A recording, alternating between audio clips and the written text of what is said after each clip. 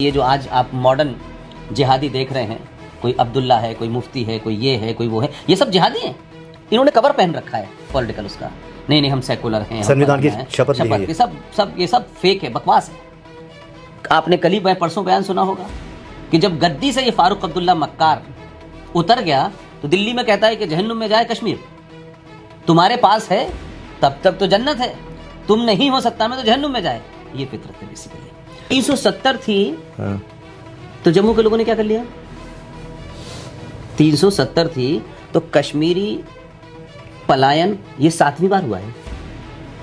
तो कश्मीरी हिंदू पंडित तो कश्मीर के लोग और जम्मू के लोग जो हिंदू हैं वही कहते हैं कि इस धारा के हटने से जो है बाहर के लोग आएंगे। तो पहले तो थी, तब तो कोई नहीं आ रहा था। जब मारे गए तो कहते दिल्ली बचाए हमको, सेना बचाए आपको, क्यों बचाएगी फिर?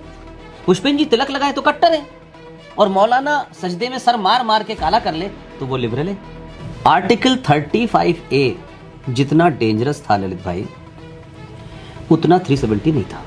तो जो लोग ये समझते हैं कि पाकिस्तान जिन्ना ने बनाया, ये भी आधा सच है। जिन्ना ने तो एक तरीके से मैं कहूं कि कांग्रेस ने जिन्ना को आगे खड़ा कर दिया। सर सैयद अहमद खान मेरठ की स्पीच में 1868 में उन्होंने कहा कि भारत में हिंदू और मुसलमान दो अलग अलग कौमें हैं जो एक साथ नहीं रह सकती। आज भी पाकिस्तान अलीगढ़ यूनिवर्सिटी को अपना आइडियोलॉजिकल केंद्र मानता है।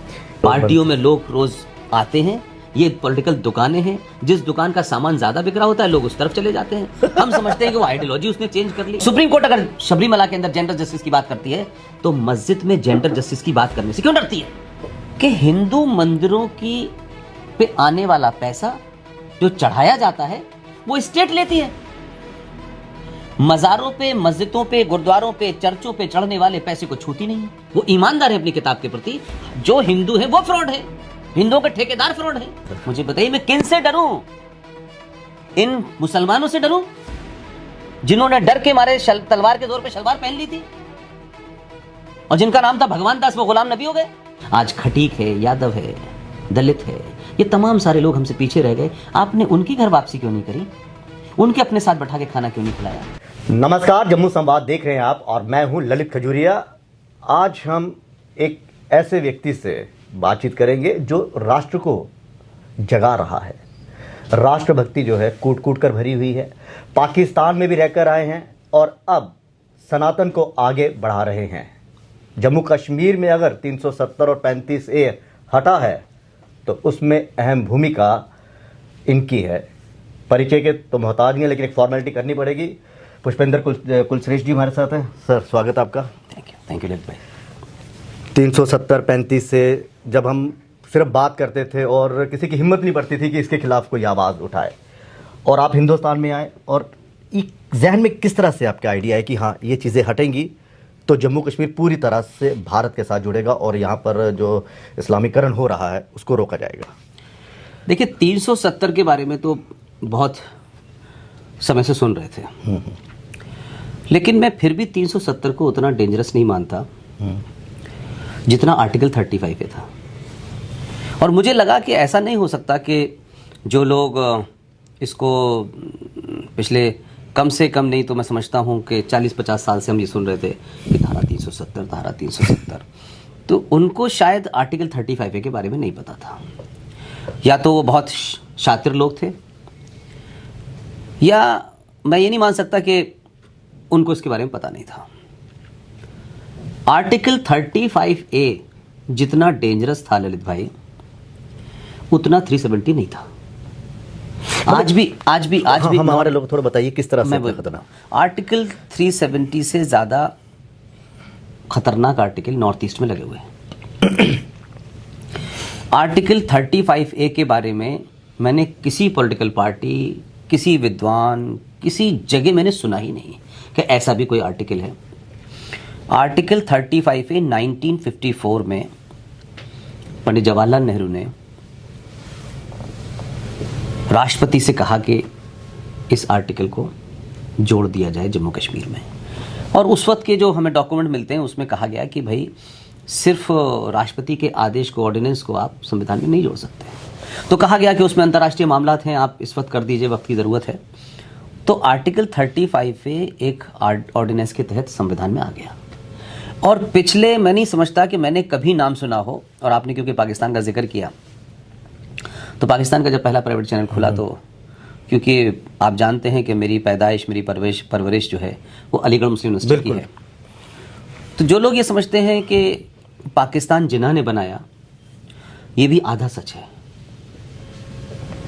जिन्ना ने तो एक तरीके से मैं कहूं कि कांग्रेस ने जिन्ना को आगे खड़ा कर दिया।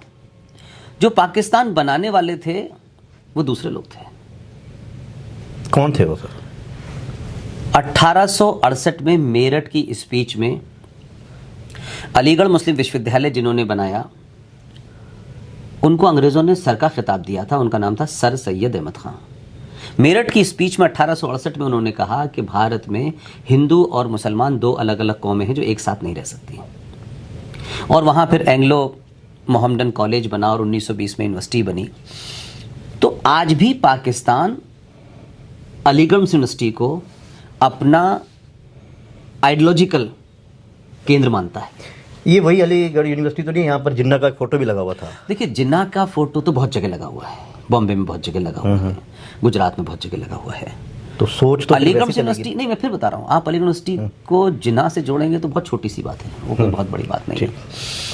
बात यह है कि अलीगढ़ मुस्लिम यूनिवर्सिटी में पढ़ने वाला वो तालिब इल्म जब पाकिस्तान बना तो जो नेहरू की कैबिनेट में हुआ करते थे वही लियाकत अली खान एएमयू का स्टूडेंट पहला पाकिस्तान का प्राइम मिनिस्टर बना। ये बात अलग है कि 6-7 साल के बाद उनको गोली मार दी और उनकी डेथ हो गई। तो अलीगढ़ यूनिवर्सिटी को लेकर के पाकिस्तान का एक खास सोच है उनकी, और वही अलीगढ़ यूनिवर्सिटी आज भी भारत में है। तो वहाँ का पहला प्राइवेट चैनल खुला, तो उन लोगों ने, जब उनको पता चला कि मैं अलीगढ़ यूनिवर्सिटी से हूँ, तो उनको एक खास वो है, तो वो आज टेलीविजन था, प्राइवेट टेलीविजन पहला पाकिस्तान का। तो मैं इंडिया से उनके लिए खब काम करता था। I just wanted to know कि what Pakistan is it is, क्योंकि हम लोग सुनते रहते हैं, जब तक आपको वहाँ जाके देखे ना। मैं पाकिस्तान में भी गए थे ना, मैं पाकिस्तान 10 साल उस चैनल के साथ रहा, तो मेरा आना जाना बहुत। हाँ, वही मतलब आई वॉज इन दिल्ली, मैं यहाँ से कवर करता था। तो मेरा कहना यह है कि आज भी हम पाकिस्तान को लेकर के, इस्लाम को लेकर के, जिन्ना को लेकर के भ्रमित बातें ज़्यादा कर रहे हैं। अच्छा। और क्योंकि आपको रियल बात नहीं पता है, इसलिए हम बचना चाहते हैं। हिंदुस्तान की पॉलिटिकल जितनी भी पार्टियां हैं, एक तो कुछ शातिर हैं और कुछ अज्ञानी हैं, तो जानबूझ के उसको बाईपास करने की कोशिश करते हैं। और किसी भी राष्ट्र का इतिहास, किसी भी देश का इतिहास, अगर कुछ नेताओं की और कुछ उस वक्त के संगठनों की सुविधा के लिए नैरेटिव बनेगा, वो राष्ट्र कभी भी मजबूत नहीं होगा। हमारे यहाँ इतिहास को भी लोगों ने सुविधाओं के हिसाब से पढ़ाया है। जैसे हमारे यहाँ एक शब्द निकला हुआ है और वो उसको इतना स्ट्रॉन्ग कर दिया गया है कि ऐसा लगता है कि यार अगर हम सेकुलर नहीं हैं तो ये तो बड़ी बुरी बात है भाई। सेकुलर शब्द कहाँ पैदा हुआ, क्यों पैदा हुआ, फिर सेकुलरिज्म का भारत में क्यों आना हुआ, उसका अर्थ आज तक पता ही नहीं है किसी को। कहते हैं धर्मनिरपेक्ष, बट पॉइंट ये है कि धर्मनिरपेक्ष झूठ बोला गया है।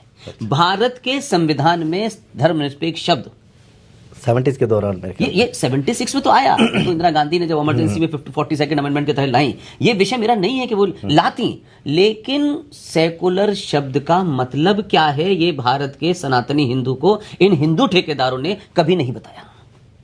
हर छोटी छोटी बात पर 5-5 घंटे का ज्ञान है, लेकिन जिस बीमारी ने इस राष्ट्र को कमजोर किया उसका मतलब, क्योंकि हम इन्फिनिटी कॉम्प्लेक्स के शिकार हैं, हमें कहीं अच्छा दिखना है, हमें दुनिया में सबकी निगाहों में निगाहों में नहीं, हमें सबसे अपने आप के प्रति एक वो जुटाना है, समर्थन, सबसे हमें अनुमोदन कराना है कि देखिए साहब वो बहुत महान आदमी है। लेकिन हम जम्मू कश्मीर पे आते हैं सर, आपको कब ऐसा लगा कि हाँ अब इस पर काम करने की ज़रूरत है? किस तरह से आपने लोगों से सुना? क्योंकि बातें तो हमारे जम्मू कश्मीर में होती थी, और मैंने नहीं देखा कि जम्मू कश्मीर की, अगर मैं पर्टिकुलर राजनीतिक की पार्टी की बात करूं और भारतीय जनता पार्टी की अगर हम बात करें, तो उन्होंने कभी भी लोकल्स की बात करो, दिल्ली का तो एजेंडा था, इन्होंने कभी इस पर ना तो प्रोटेस्ट किया ना हुआ। आपको आपके जहन में किस तरह से आया कि इसको अब वक्त आ गया, हटाइए। देखिए, मैंने कहा ना कि जब आप नौकरी करते हैं ललित भाई, तो आपके कंपल्शंस होते हैं। हाँ, आप किसी बिल्कुल। ऑर्गेनाइजेशन में नौकरी करते हैं तो आप, या फिर आप ये हो कि मालिक ही हो किसी के, जैसे आज आप एक इंडिपेंडेंट चैनल चलाते हैं, तो आपको किस विषय पे बात करनी है ये एडिटर नहीं बताएगा ना, मालिक बिल्कुल। बताएगा। आपको लगता है यार ये इशू है, इस इशू को उठाना है, क्योंकि मालिक जो होते हैं वो नफा नुकसान देखते हैं। तो उस नफे नुकसान में मालिक सोचता है इस विषय को उठाने से अखबार कम बिकेगा, इसको ज्यादा बिकेगा, यही होता था। तो कभी ये आए नहीं विषय, तो मुझे ये लगा कि नौकरी की एक मजबूरियां होती हैं।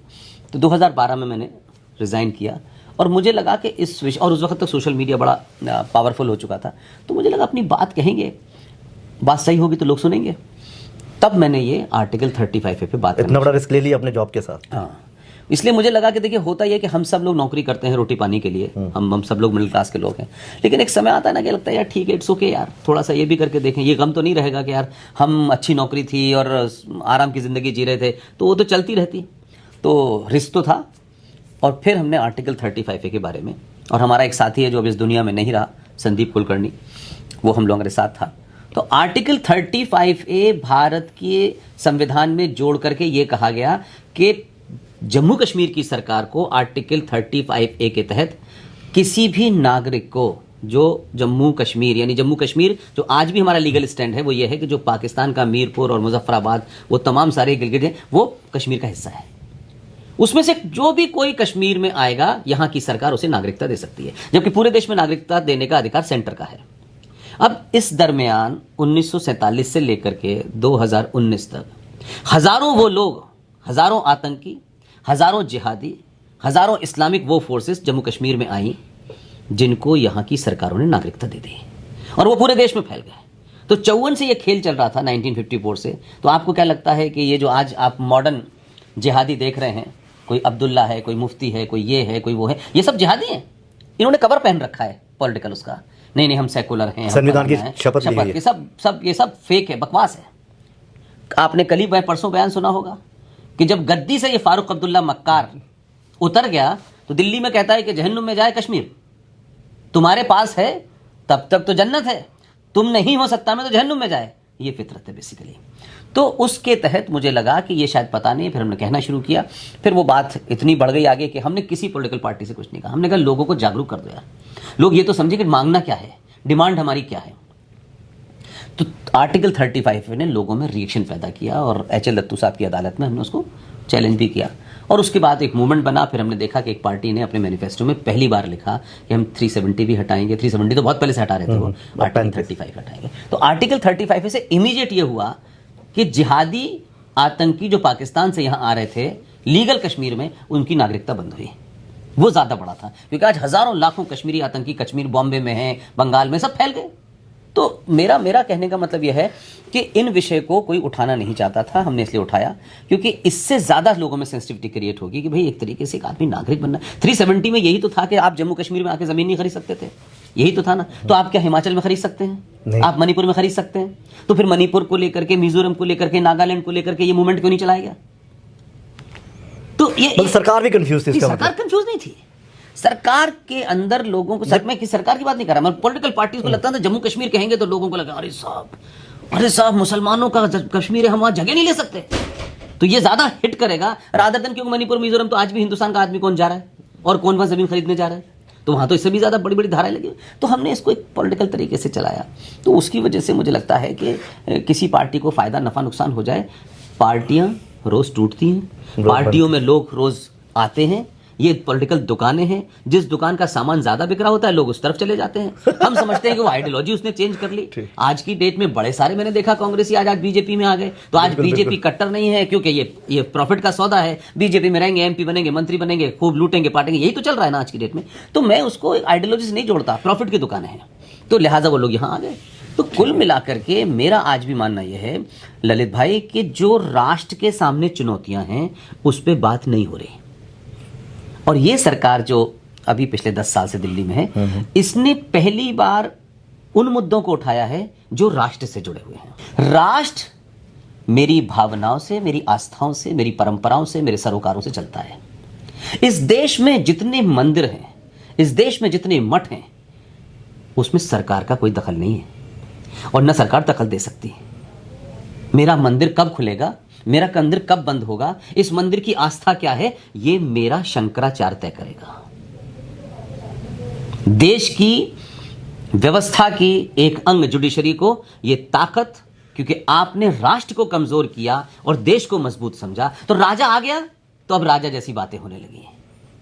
ये नहीं हो सकता। राष्ट्र अनंत काल तक रहता है, उसकी बाउंड्री नहीं होती है।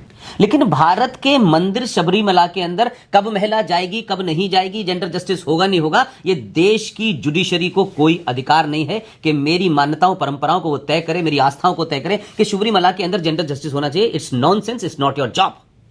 जुडिशरी का जॉब है। जुडिशरी दखल देती है ना कल चीजों में। क्यों देती है? यही तो मैंने कहा ना, सब लोगों ने राष्ट्र को कमजोर किया, इसलिए जुडिशरी मदद उसमें दखल देती है। जुडिशरी का काम है संविधान के तहत जो चीजें हैं उसके उल्लंघन पे दे। शबरीमला में मंदिर में जेंडर जस्टिस होगा, ये कैसे सुप्रीम कोर्ट को किसने अधिकार दिया? और सुप्रीम कोर्ट अगर शबरीमला के अंदर जेंडर जस्टिस की बात करती है तो मस्जिद में जेंडर जस्टिस की बात करने से क्यों डरती है? वहां पे भी मुसलमान औरतें और मुसलमान मर्द एक साथ नमाज पढ़ना चाहिए अगर जेंडर जस्टिस है तो। आपकी ये बातें जो है ना, ये बताती है कि आप जो है एक नैरेटिव सेट करते हैं और मुस्लिम्स ये कहते हैं कि ये जी बहुत कट्टर इंसान है। मैं ये पूछ रहा हूं मुसलमानों से कि भाई हमारे धर्म के बीच में आप नहीं, पहली बात तो उनका धर्म नहीं है, वो मजहब है। मजहब और धर्म में फर्क होता है। मैंने वही कहा कि अगर आप अज्ञान हैं और मुसलमान वो तमाम जो ये समझते हैं बड़े ज्ञानी हैं, अगर वो नंबर 1 के जाहिल हैं तो कुरान पढ़ें। और कुरान एक किताब है, किसी ने नहीं कहा है, कहीं नहीं लिखा है कि भाई इसे काफिर लोग नहीं पढ़ सकते। हाँ? अगर मैं अलीगढ़ यूनिवर्सिटी में रहा और मैं उस यूनिवर्सिटी के अंदर पढ़ा जहां थियोलॉजी नाम का एक सब्जेक्ट जो मुसलमानों से रिलेटेड था, क्योंकि मैं अकेला हिंदू था तो मैंने भी पढ़ा, तो पढ़ने का तो अधिकार है ना कि कुरान मैं पढ़ूंगा तो कुछ और हो जाएगा और मुसलमान पढ़ेगा तो कुछ और हो जाएगा।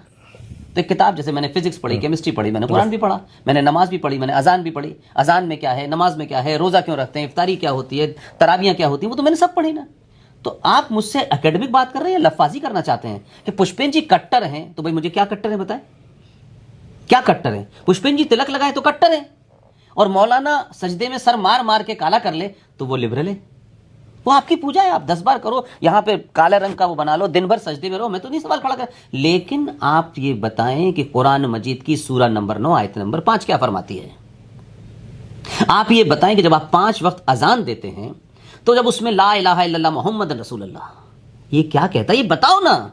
ये कोई नहीं पुष्पेन जी गलत समझे हैं तो भाई ईमानदारी से बताओ, अगर सच्चे मुसलमान हो, तुम्हारा मुसल्लत ईमान है तो बताओ कि भाई हम अजान में 5 बार क्या कहते हैं? अल्लाह के सिवा कोई दूसरा इबादत के लायक नहीं है। ये स्टेटमेंट एक उस स्टेट के अंदर जहां मेजॉरिटी में या माइनॉरिटी में अलग अलग दूसरे मजहब के लोग रहते हैं जो शायद इस्लाम नहीं मानते। आप 5 वक्त खड़े होकर के चिल्ला के कहते हैं कि अल्लाह के सिवा किसी दूसरे की इबादत के लायक नहीं है। आप किसे धमका रहे हैं? यहां पे वो लोग रहते हैं जो अल्लाह पे यकीन नहीं करते, जो कुरान पे यकीन नहीं करते, उनकी अपनी किताब है, उनकी अपनी फिलॉसफी है। तो कट्टर कौन हुआ? आप किसे डरा रहे हैं? अगर मैं कल यहां मेजॉरिटी में हूं या माइनॉरिटी में हूं, खड़े होकर कहूं कि भगवान राम के अलावा किसी और की पूजा नहीं हो सकती, तो ये मैं धमका रहा हूं ना किसी को। आप 5 बार ये कह रहे हैं ना। आप कहते हैं कि जो मेरे अल्लाह को न माने, मेरे रसूल को न माने, उसका कत्ल वाजिब है। ये कौन कह रहा है? आप इस्लामिक स्टेट हो, आप करिए जो दिल चाहे, बट ये इस्लामिक स्टेट नहीं है। यहां पारसी भी हैं, बौद्ध भी हैं, जैन भी हैं और मजहब के लोग हैं, आप उनके साथ रह रहे हैं और आप 5 दिन में 5 बार चिल्ला चिल्ला के ये बात कह रहे हैं। वो तभी तो कहते हैं कि आप ऐसी बातें क्यों करते हैं। तो मैं क्यों इसलिए करता हूं कि ये बकवास जो कर रहे हो ये तुम एक सेकुलर स्टेट में नहीं कर सकते। और फिर सरकारों ने क्या किया? सरकारों ने वोट बैंक के लिए, अपनी दुकान चलाने के लिए, बड़े बड़े हिंदू संगठनों ने दुकान चलाने के लिए इस्लाम के बारे में बताया नहीं, बल्कि उसके साथ किसी तरीके से कोई रास्ता निकाल के हम रहने लगे। कोई रास्ता निकल जाए समझौता। तो समझौता क्या है? कभी एपीजे अब्दुल कलाम को ले आएंगे कि देखिए साहब ऐसा मुसलमान होना चाहिए, कभी बिस्मिल्लाह खां का नाम ले आएंगे। अरे ये एक अलग इंडिविजुअल है, ये फिलॉसफी से अलग नहीं है। अगर भारत में थोड़ी देर के लिए मान लें कि ये हिंदू राष्ट्र होता, थोड़ी देर के लिए मान लें कि इसका एक यानी स्टेट का कोई रिलीजन होता, अगर स्टेट का रिलीजन तय हो जाएगा जिस दिन, तब तो इस देश में ये तय होगा कि माइनॉरिटी कमीशन होना चाहिए, क्योंकि जो लोग स्टेट के रिलीजन को नहीं मानते, जैसे ईरान का है, इराक का है, इस्लामिक देशों का है, बिल्कुल, तो वो इस्लाम है, वहां का स्टेट रिलीजन इस्लाम है। बिल्कुल 52 जो कितनी है, मान लीजिए, तो अगर मान लीजिए कि 5% हिंदू सऊदी अरब में रह रहे हैं, मान लीजिए, थोड़ा वो वहां के नागरिक हैं, तब तो ये तय है कि भाई स्टेट का रिलीजन तो इस्लाम है, स्टेट इस्लाम के नियमों से चलेगी। तो वहां जो 5% हिंदू हैं उनके लिए अलग से प्रोविजन किया जाएगा कि भाई इनको खास रियायतें देनी है, क्योंकि ये इस्लाम के मानने वाले नहीं है। ठीक है, भारत सेकुलर है, रिटन में सेकुलर है, चिल्ला चिल्ला के बताया जा रहा है सेकुलर है। सेकुलर भारत में माइनॉरिटी कमीशन क्यों है, सच्चर कमीशन क्यों है, मुस्लिम पर्सनल बोर्ड कैसे है? हमारी तो स्टेट नहीं है, हमारी तो स्टेट सेकुलर है, सब बराबर है, हमारा संविधान ये कहता है। तो जब संविधान सब बराबर है, तो पंडित जी का लड़का, ठाकुर साहब का लड़का, उसके साथ डिस्क्रिमिनेशन क्यों होगा? सब बराबर है, मुसलमान भी बैठ रहे हैं आईएएस में, पीसीएस में, आप भी बैठे, सब जो आएगा सब आएंगे। लेकिन हमारे यहां कम से कम 8 से 10 ऐसे प्रोविजन संविधान ने, आर्टिकल 30 क्या है, संविधान ने दिया है कि माइनॉरिटी यानी मुसलमान अपने कॉलेज खोल सकते हैं और उस कॉलेज के अंदर अपनी मजहबी पढ़ाई भी पढ़ा सकते हैं और उसकी डिग्री वैलिड होगी। आप खोल के दिखा दीजिए। तो स्टेट डिस्क्रिमिनेट कर रहा है ना मुझे। हमारे तो लोग ही इसके खिलाफ हो जाएंगे। आपके लोग हो जाए ना हो जाए, बट मैं एक हाँ, सिंपल सी बात बिल्कुल, कर रहा हूं कि मतलब ये पाखंड क्यों है भाई? तो आपको लगता है कि संविधान में बदलाव करने की जरूरत है? संविधान की जरूरत नहीं है, बात यह है कि आप सच को सच तो कहिए। आखिर आप हम सबको जाना है धरती से, और जब आएगी तभी जाएंगे। तो सच बोलने से क्यों डरते? वैसे तो आप बड़ा पाखंड करते हैं, हम सच बोलते हैं, हमें सच बोलना चाहिए, ये सब सिखाते हैं, लेकिन डरते क्यों यार? आप एक एकेडमिक बात करें, पढ़ी लिखी बात करें, कोई पॉलिटिकल पार्टी का, मैं पॉलिटिकल पार्टी के एजेंडों पे जाती नहीं हूं। इसलिए आप इसी देश में कानून बना हुआ है, हिंदू 82% है। मैं ये परसेंट इसलिए नहीं बता रहा कि ज्यादा है या कम है, 82% हिंदू, 1.5%, 2%, 2.5%, 1.25%, 3% मिलाकर के 6 माइनॉरिटीज हैं। बिल्कुल। और एक माइनॉरिटी 22 करोड़ के बाद भी माइनॉरिटी है। मेरा सिर्फ इतना ही कहना है कि ये देश क्लासिक देश है कि हिंदू मंदिरों की पे आने वाला पैसा जो चढ़ाया जाता है वो स्टेट लेती है। मजारों पे, मस्जिदों पे, गुरुद्वारों पे, चर्चों पे चढ़ने वाले पैसे को छूती नहीं है। क्या मुस्लिम पर्सनल बोर्ड में 2 हिंदू हैं? बिल्कुल। जब उसमें नहीं है तो आपके जम्मू कश्मीर में वैष्णो देवी ट्रस्ट में मुसलमान क्या कर रहा है? वो कह रहे हैं कि ये क्या कहते हैं, धर्मों का एक मिलन है, संस्कृति जो है एक दूसरे की, ये वो दिखा रही। संस्कृति याद है? किसकी संस्कृति? कहां की संस्कृति? एकता की। नहीं, किसने बताया? इस्लाम की संस्कृति कहां से? इस्लाम के हिंदुस्तान में पैदा हुआ क्या? इस्लाम क्या हिंदुस्तान में पैदा हुआ? मक्का मदीना, तो मक्का में पैदा हुआ ना। तो सवाल यह है कि मक्का से हमारी संस्कृति का क्या लेना देना है? और आपको हमसे जब छीनना है तब तो सब संस्कृति एक है और हम भाईचारा हैं और फलाना है। तो फिर मुस्लिम पर्सनल बोर्ड में सारे मुसलमान क्यों? वहां 5 हिंदू होने चाहिए। संस्कृति बराबर होगी ना। बिल्कुल। ऐसा थोड़ी नहीं होगा क्या कहते हैं कि ये तो संस्कृति बराबर होगी। तो और शबरीमला में जाएं, आप यहाँ वैष्णो देवी में जाएं, तो देखो भाई ये तो मिलजुल के रह रहे हैं। ये तो सर सरकार ही ये तय करती है ना। मैंने कहा कि सरकार क्यों तय करेगी? यही तो मैं आपसे कह रहा हूं। यही तो मेरा आपसे निवेदन है कि आप ही हिंदुस्तान में सरकार के आसरे क्यों बैठे हुए हैं? तो विरोध किस तरह से? आप अपनी बात तो कही ना। यहाँ पे सर तन से जुदा हो जाता भाई है। मैं कह रहा हूं तो पूछो। अभी आपने कहा वो सर तन से जुदा कर रहे हैं क्योंकि इस्लाम में किताब में लिखा हुआ है, कर रहे हैं ना, तो वो ईमानदार हैं। वो ईमानदार है अपनी किताब के प्रति। जो हिंदू है वो फ्रॉड है, हिंदुओं के ठेकेदार फ्रॉड है। मैं पॉलिटिकल पार्टीज को इसलिए नहीं कहता कि पॉलिटिकल पार्टीज तो उनको चुनाव जीतना है, वो झूठे सच्चे बातें करके चुनाव जीतते हैं ना लोग, लालच देके हम तुम्हें यही तो तरीका है ना। तो पॉलिटिकल पार्टीज से हमारी क्या शिकायत है? वो तो पॉलिटिकल पार्टीज से कह रहे हैं हम तो भाई राजनीति कर रहे हैं। लेकिन मुझे आपसे और आपको किसने रोका है कि सच बोलो?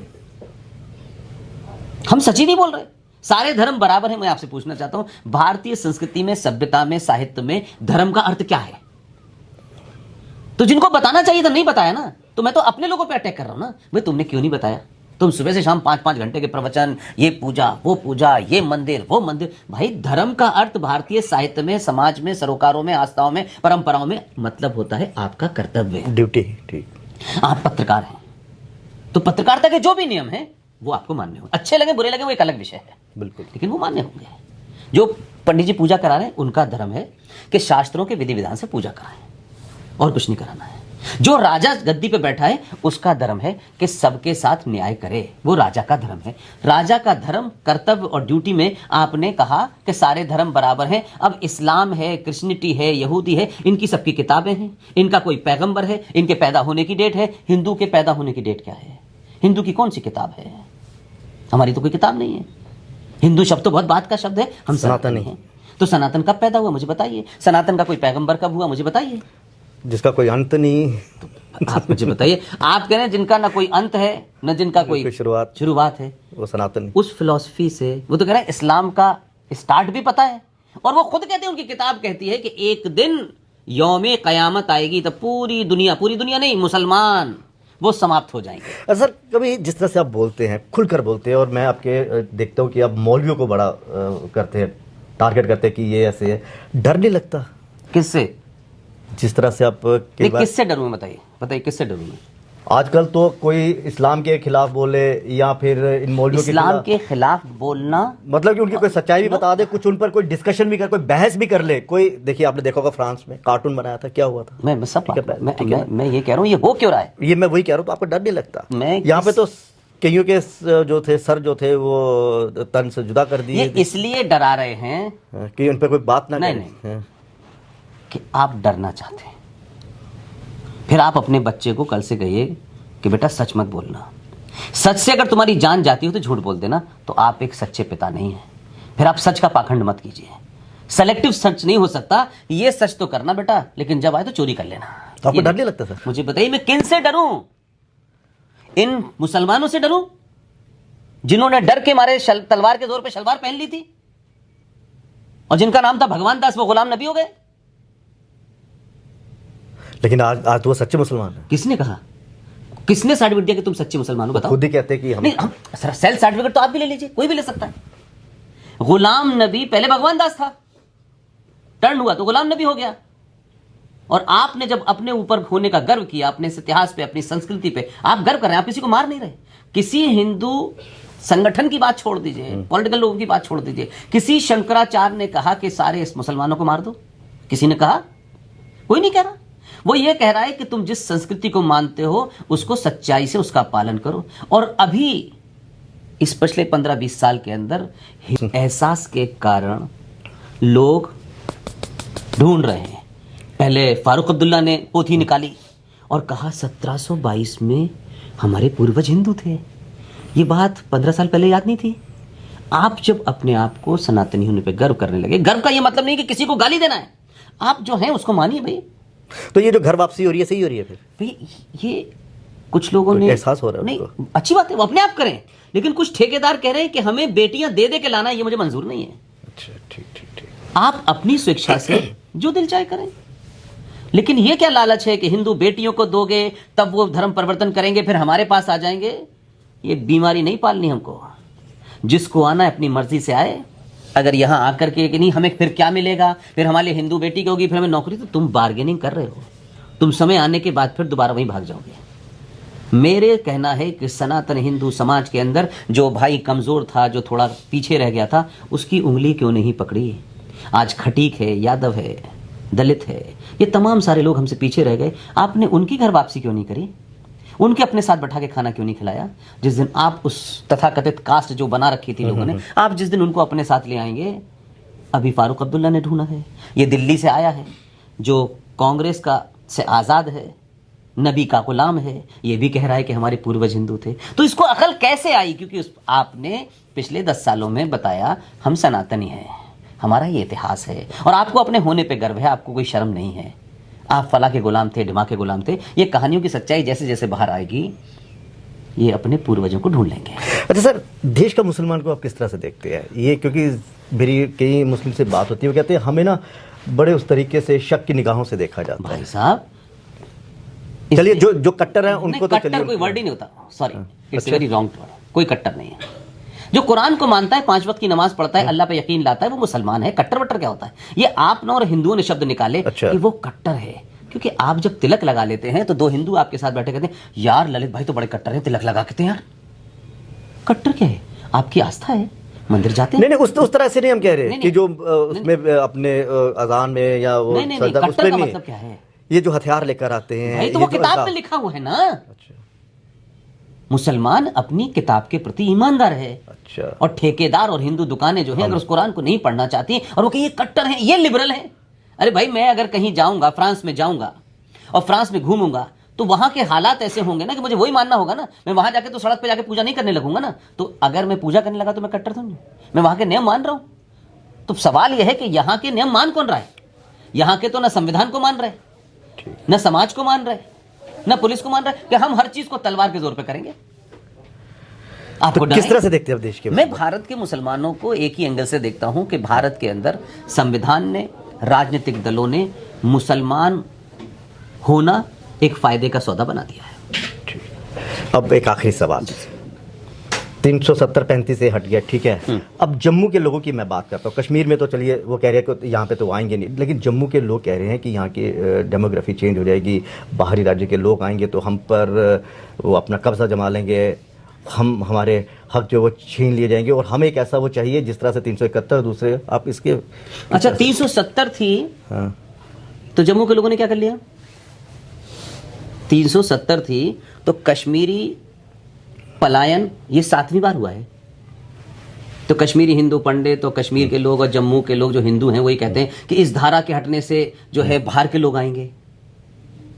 तो पहले तो थी, तब तो कोई नहीं आ रहा था। जब मारे गए तो कहते दिल्ली बचाए हमको, सेना बचाए आपको। क्यों बचाएगी फिर? अगर यही आपका आर्गुमेंट है कि यहां बाहर के लोग, बाहर के मतलब कौन? हिंदुस्तान में बंगाल का आदमी आएगा, राजस्थान का आदमी आएगा। तो अगर इतने ही ईमानदार थे तो इस जम्मू कश्मीर में हजारों पाकिस्तानी आकर ठहर गए, हजारों जिहादी आकर ठहर गए। उन तब क्या कर लिया था? 370 ने रोक लिया था क्या? ये एक वैसे कहते हैं ना कि एक इंफिनिटी कॉम्प्लेक्स आपके पास नहीं है। तो भाई अगर जम्मू कश्मीर में धारा हट गई तो बंगाल का आदमी आ जाएगा। भाई साहब हम कब आ रहे हैं यहां पे? हम तो नहीं आए थे। फिर क्यों कहते हो कि स्त्री से जो आपका 1990 में हुआ तो पुलिस को बचाना चाहिए? तो पुलिस क्यों बचाएगी? आप कहते हैं धारा 370 लटका के दिखा देते गले में, हमें मत मारो। तो आपको बाहर के लोगों ने मारा क्या? कश्मीरी हिंदू का कत्ल उसके पड़ोसी ने करवाया है। टीकालाल टपलू को किसने मारा? वीके तिवारी को किसने मारा? मोहनलाल को किसने मारा? जापान से आए थे, अमेरिका से आए थे, दिल्ली से आए थे लोग। तो ये जम्मू के लोगों का भ्रम है। बाहर के लोग आ जाएंगे तो भाई साहब आप ही को कौन सी ने रहने दिया यहाँ पे? लेकिन जम्मू के डोगरे ये कहते हैं कि जैसे भद्रवाह, किश्तवाड़, यहाँ पर जब हुआ था आतंकवाद तो वहां के डोगरों ने पलायन नहीं किया, वो लड़े। अच्छी बात है, तो लड़, मैं कह रहा हूं तो उसमें उस बहादुरी को कौन रोक रहा है? लेकिन उसके बावजूद भी कश्मीरी कहां का भागे? तो अगर यहां नहीं आ सकते तो फिर कश्मीर के लोग ये कहेंगे हम दिल्ली जाकर नौकरी क्यों करेंगे भाई? तो आप थोड़ा, मैं उस संदर्भ में कह रहा हूं। लेकिन ये डिमांड जो है ये कायरता को दिखलाती है। हम तो कश्मीरी नहीं है, हम कम से कम 15 साल से घर फाड़ के चिल्ला रहे हैं। हमारा तो कोई रिश्तेदार भी नहीं है, बिल्कुल, न कश्मीर में हमारा कोई स्टेक है, और उसी के लिए आपने लड़ाई भी लड़ी। हम हमारा तो ये पूछा नहीं लोगों ने हमको 370 हटने से क्या करना है या 35 हटने से हमको क्या मतलब? If you ask me as an outsider, तो आप तो यही नहीं समझ पा रहे कि आपका अपना कौन है और पराया कौन है। तो आपको फारूक अब्दुल्ला के जूते उठाने, मुफ्ती के जूते उठाने तो उठाइए। तो महबूबा ने और अब्दुल्ला ने बचाए तो नहीं आपको? मतलब लोगों को ये डेमोग्राफी के नाम पे सारे बाहर के लोग आ रहे हैं। बिल्कुल, ये लोगों को समझना पड़ेगा कि जब ये हट गया तो हम एक हैं। भाई आप मुझे बताइए, दिल्ली से पैसा लोगे लेकिन आने नहीं देंगे। नहीं आने मत दो, मुझे उसका भी दुख नहीं है, चलो मान लिया, तो फिर जिंदा रहते ना यार। फिर मारा किसने? ठीक ठीक, मैं ये कह रहा हूं ना। बिल्कुल, सवाल सबसे बड़ा ये मेरे भाई, तो पीओजे के लिए क्या आपकी उम्मीद है सर? मुझे उम्मीद नहीं है। देखिए आपके शरीर में एक हल्की सी चोट लगती है तो आप हल्की सी पट्टी बैंडेड लगा लेते हैं। जब गहरी चोट लगती है तो उसका इलाज करना पड़ता है और वो चोट ज्यादा दिन तक रहती है। लेकिन उसका इलाज होने से पहले उसके लिए एक माहौल क्रिएट करना पड़ता है। आर्टिकल 35 में मैंने कहा ना, एक माहौल बनाया, फिर पता चला लोगों तुम लोगों का ये अच्छा इसका भी इलाज करो। मेरा कहना यह है कि आप कितना भाईचारा कर लीजिए, भाईचारे के बारे में मैं नहीं कह रहा। इस देश का सबसे बड़ा दानिश्वर जिसका नाम है डॉक्टर BR अम्बेडकर, उसने अपनी किताब में लिखा है कि इस्लाम में भाईचारे का मतलब है विद इन इस्लाम, इस्लाम के बाहर कोई भाईचारा नहीं होता। और आपको 70 सालों में पता चल गया होगा भाई कौन है और चारा कौन है। चलिए सर, बहुत शुक्रिया। Thank you. और जिस तरह से आप लोगों को जागरूक कर रहे हैं और सनातन को आगे बढ़ा रहे हैं। और दूसरा ये है कि इनकी बातचीत से जो सामने आ रहा है वो यही आ रहा है कि जो लोग कहते हैं, मुसलमान जो सोच रहे हैं कि भाई ये हमारे खिलाफ बोलते हैं, वैसा तो कुछ नहीं दिखा। लेकिन हाँ, देश के खिलाफ विरोध, मैं हिंदू करोगे, संगठनों के विद्रोह खिलाफ करोगे। बोलता हूँ, हिंदू बिल्कुल के मैं खिलाफ वही कह बोलता रहा हूँ, हूँ। सबके वही भाई जो इस्लाम पे तो मैंने बुरा, मैं तो कह रहा हूँ मुसलमान सच्चा मुसलमान है, कुरान को मानता है, 5 वक्त कम नमाज से कम पढ़ता एक है रास्ते भाई। पे तो चल रहे हैं ना, अपने हाँ, उस वो पे जो चल भी रहे है हैं। हम उस पर बिल्कुल। हमारी कोई उस पर नहीं कि तुम नमाज क्यों पढ़ते हो, हम तुम्हारा इस्लाम, लेकिन भाई तुम ये भी बताओ ना कि कुरान में लिखा है कि काफिर का तो कत्ल चलिए वाजिब सर, है भाई। ये जो आप बहुत जबरदस्त साफ से बोलते हैं ना, साफ तरीके से, ये समझना किसी किसी के बस की बात है, बाकी तो भावुक हो जाएंगे। भावुकता से सर घर चलते हैं, भावुकता से राष्ट्र नहीं चलता। बिल्कुल।